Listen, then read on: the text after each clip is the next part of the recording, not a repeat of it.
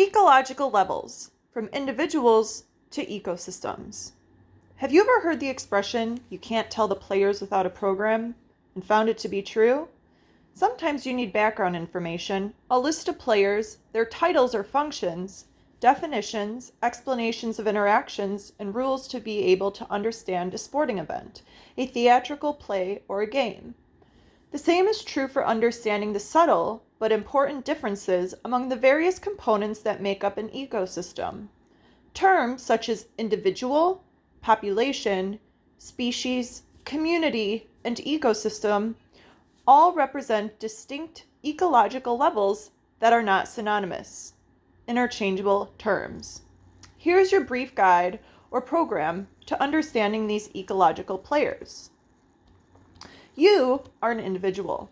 Your pet cat is an individual. A moose in Canada is an individual. A coconut palm tree on an island in the Indian Ocean is an individual.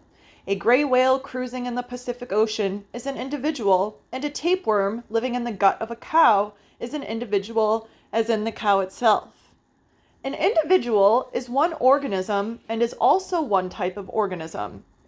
Example: human, cat, moose, palm tree, gray whale, tapeworm, or cow in our example. The type of organism is referred to as a species. There are many different definitions of the word species, but for now, we'll leave it simply that it is a unique type of organism. As a grammatical side note, the word species always ends in an S.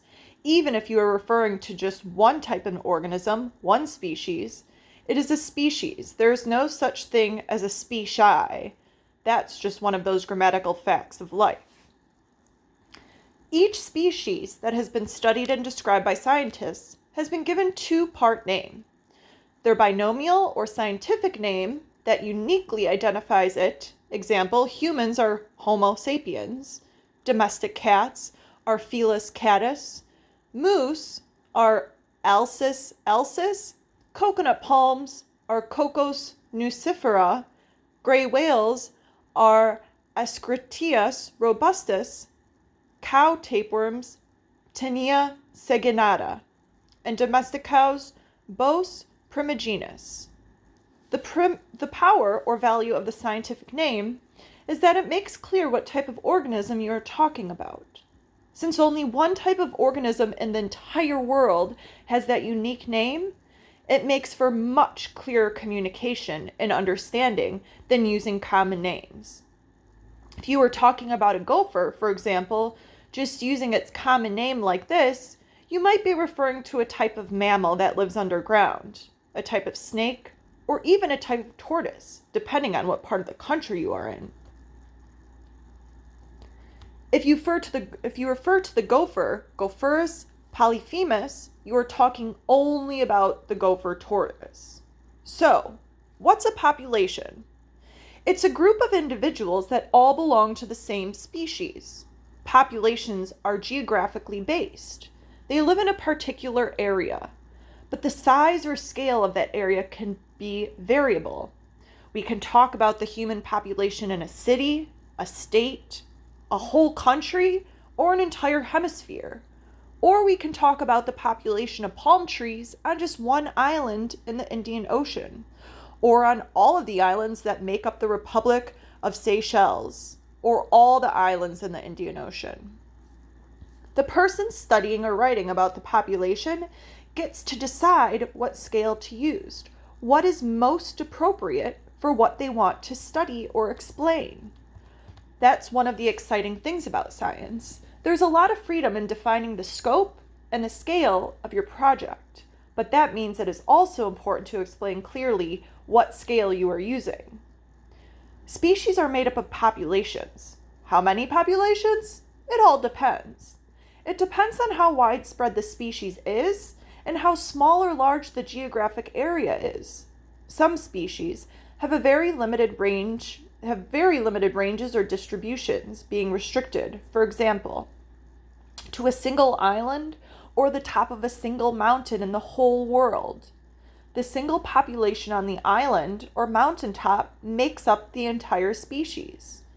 From a conservation perspective, Such populations are extremely vulnerable. If anything happens to that one population, the entire species will be lost. The species will go extinct. But many species are more widespread. There are populations of moose, for example, in Yellowstone National Park, Maine, Minnesota, Alberta, Manitoba, and other United States and Canadian provinces. If you want to know how many moose there are on Earth, you have to know the sizes of all the different populations in all the different locations. Communities. Communities are made up of all the populations of different species in a given area. Why the vague term in a given area?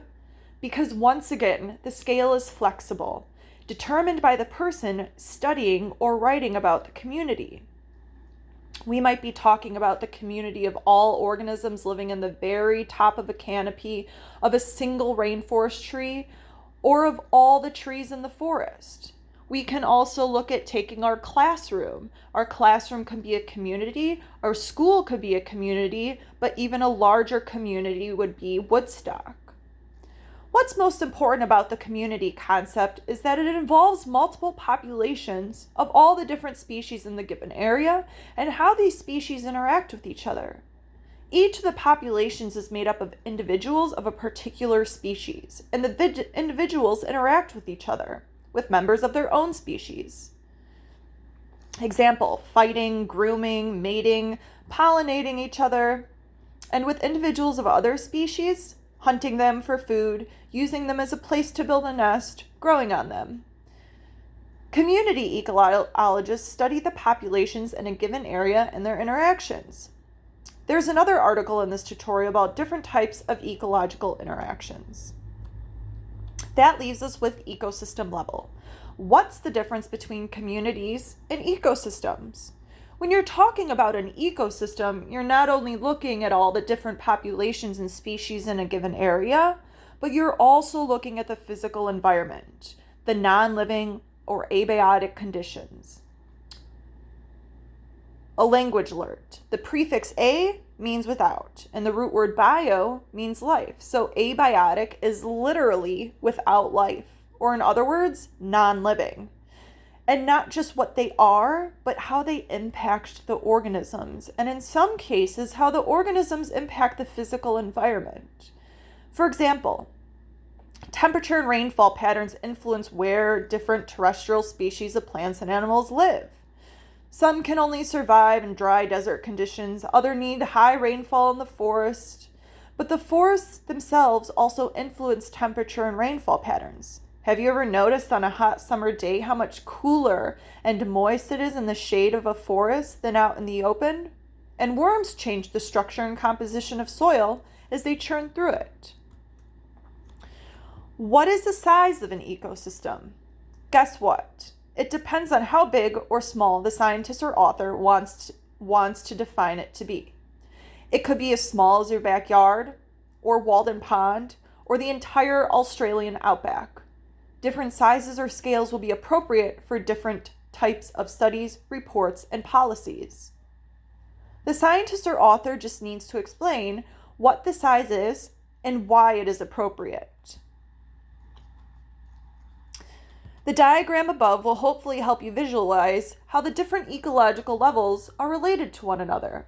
Individuals make up a population, populations make up a species, multiple species and their interactions make up a community, and multiple species and their interactions make up ecosystems when you look at the abiotic factors. This is the hierarchy of ecology.